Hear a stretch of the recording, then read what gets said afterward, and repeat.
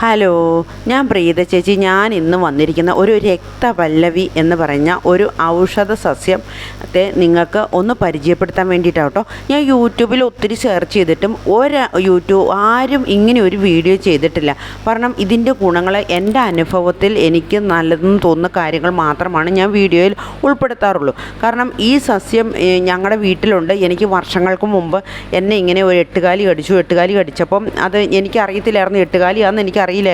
അപ്പോൾ ഞങ്ങൾ അടുത്തുള്ള ഒരു പയ്യനാണ് ഇവിടെ വന്ന മനു എന്ന് പറഞ്ഞു. അവൻ വന്ന് എന്നോട് പറഞ്ഞു, ചേച്ചി ഇത് എട്ടുകാലി കടിച്ചാണ്. എന്നിട്ട് ചൊറിഞ്ഞ് നീരുമൊക്കെ വെച്ച് നന്നായിട്ട് ചൊറിഞ്ഞ് ശരിക്കും പൊട്ടിയായിരുന്നു.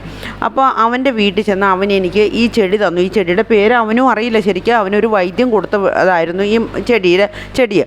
അപ്പോൾ ആ മരുന്ന് എനിക്കിങ്ങനെ തൂത്തു. എൻ്റെ 2 ദിവസം കൊണ്ട് ആ എട്ടുകാലി കടിച്ച നീരും പോയി, ചൊറിച്ചിലും പോയി, എല്ലാം പോയി.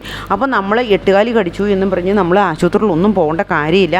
ഇനി എട്ടുകാലിയല്ല, ചെറു ജീവികൾ എന്തെങ്കിലും കടിച്ച് ചൊറിച്ചിലോ നീരോ ഉണ്ടായാൽ നമുക്ക് ഈ ഒരൊറ്റ ചെടി മാത്രം നിങ്ങളുടെ വീട്ടിലുണ്ടെങ്കിൽ നമുക്ക് പരിഹാരമായി ഒരാശുപത്രിയിലും പോകണ്ട. ഇത് ഈ ഇടയിൽ എന്നെ വീണ്ടും കടിച്ചു. എന്നെ ഇങ്ങനെ ഈ ചെടി വന്നതുകൊണ്ടാണെന്ന് എനിക്കറിയില്ല.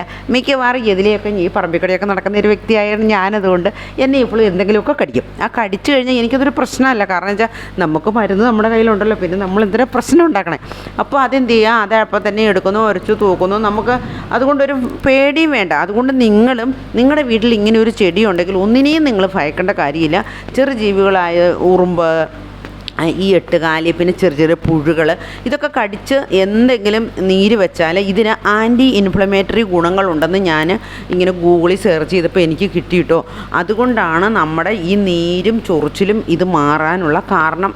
ഈ ഗുണങ്ങളുള്ളത് കൊണ്ടാണ്. ആൻറ്റിസെപ്റ്റിക് ഇതാണ് ഈ മരുന്നെന്നാണ് പറയണേ. പക്ഷേ ചെറിയ ജീവികൾ എന്ത് കടിച്ച് നമുക്ക് ചൊറിഞ്ഞാലും ഇതിൻ്റെ ഇല തിരുമ്മി നമ്മൾ തൂത്ത് കഴിഞ്ഞാൽ നമുക്ക് ഒരാശുപത്രിയിലും പോകണ്ട, ഒരു വൈദ്യൻ്റെ അടുത്തും പോകണ്ട, ഒരു മരുന്നും കഴിക്കേണ്ട. ഇത് മാത്രം തൂത്താൽ 2 ദിവസം മാത്രം മതി നമ്മുടെ ഈ കടിച്ച വിഷം നമ്മുടെ ശരീരത്തിൽ നിന്ന് പോകാനായിട്ട്. കാരണം ഇതിന് അത്രയ്ക്ക് ഗുണമുണ്ട്. നിങ്ങൾ വേണമെങ്കിൽ ഗൂഗിളിലൊന്ന് അടിച്ചു നോക്കൂ. ഈ മരുന്നിൻ്റെ ഗുണങ്ങൾ ഞാൻ അടിച്ചപ്പോഴാണ് എനിക്ക് മനസ്സിലാകുന്നത്.